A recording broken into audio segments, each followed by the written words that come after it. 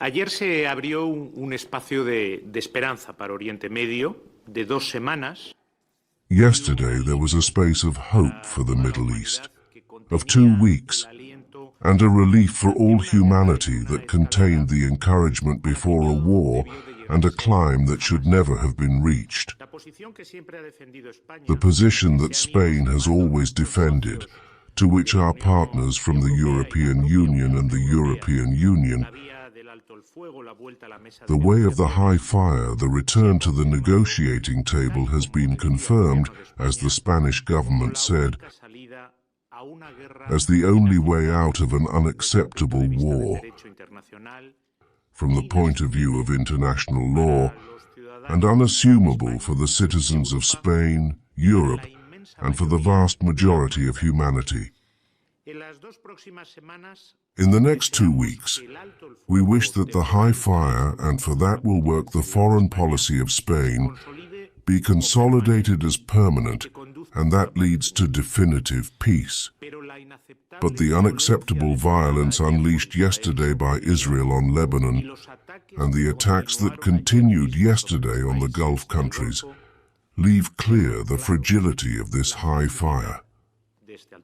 We are facing the greatest crisis of the world order of this century, and the greatest regional crisis in the Middle East since the Gulf War, with a destabilizing potential even greater than that conflict. We have been living for years the Russian-Ukrainian war of aggression and its consequences, the endless violence in Sudan.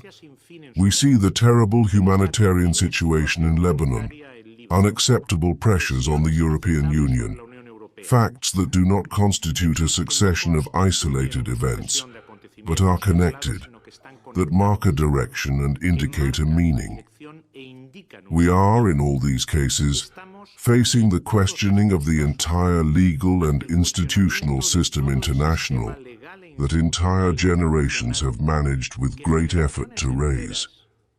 The questioning of all practices and values that gave meaning to this system of peace, cooperation, which we call the international order, and on which the European project is founded. After the questioning of institutions like the United Nations, what is hidden is the rejection of peace as a goal, dialogue, understanding as a method, negotiation as a tool, the peaceful resolution of controversies, and international cooperation. After the use of war as a political tool, the rejection of the very idea of humanity, of a shared essential nature, which translates into the same rights of any people and any country, peace, security, and life. We are facing the greatest attack on civilization, built from the humanist ideal of reason, peace, understanding, and the universal law against abuse of power, brute force, and arbitrariness. It is convenient to have this present in any diagnosis we do. We are not facing a change of order to another. This is not being decided in Palestine, in Iran, or in Ukraine, nor in Washington, in Moscow, in Beijing, or in Brussels. What is being decided is whether we want the order of peace or the chaos of war, the law or abuse, dialogue or permanent confrontation, and without truce. Ladies and gentlemen, since February 28th, the Middle East has experienced the most extensive conflict in its entire contemporary history, and has already caused the most acute energy crisis in the world since the 1970s. This war, triggered by the unilateral attack of Israel and the United States on Iran, is superimposed on the worsening of the violence and instability that is seriously affecting the entire region, and especially Palestine and Lebanon. Also to other countries such as Kuwait, Bahrain, Qatar, United Arab Emirates, Iraq, Saudi Arabia, which have been the subject of attacks absolutely unjustified by Iran. Also Turkey, partner of NATO, and even Cyprus, a member of the European Union, has suffered these attacks. All of them are friends of Spain.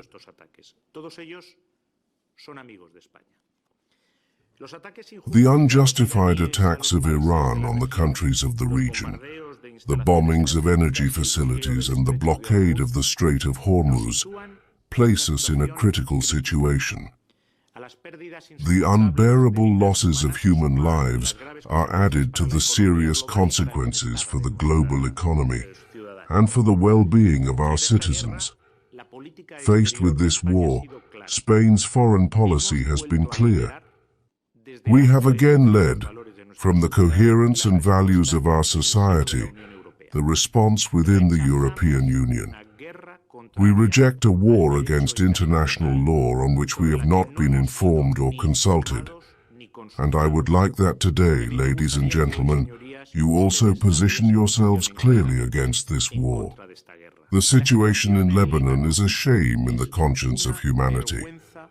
750 dead so far, thousands of wounded, more than 1.2 million displaced in a foreign and imposed war, and in which the Lebanese people is not even a contender, only a victim. Hezbollah feeds a war that neither its government nor its people want. Israel has launched a terrestrial operation that we condemn, militarily occupying Lebanese sovereign territory and destroying bridges over the Litani River and civil infrastructures. The Lebanese government has been doing everything possible to guarantee security, disarm Hezbollah, avoid a civil war and guarantee the integrity and development of Lebanon. And I hope that today all of you also join this support to Lebanon. Spain is committed to the security and prosperity of Lebanon, and we have shown it with our participation in the peace mission of the United Nations in the south of the country, Finul. In these 2 weeks of high fire, the foreign policy of Spain has 3 clear objectives. First, they have to stop the bombings on Iran, and that ceases, and the high fire includes Lebanon.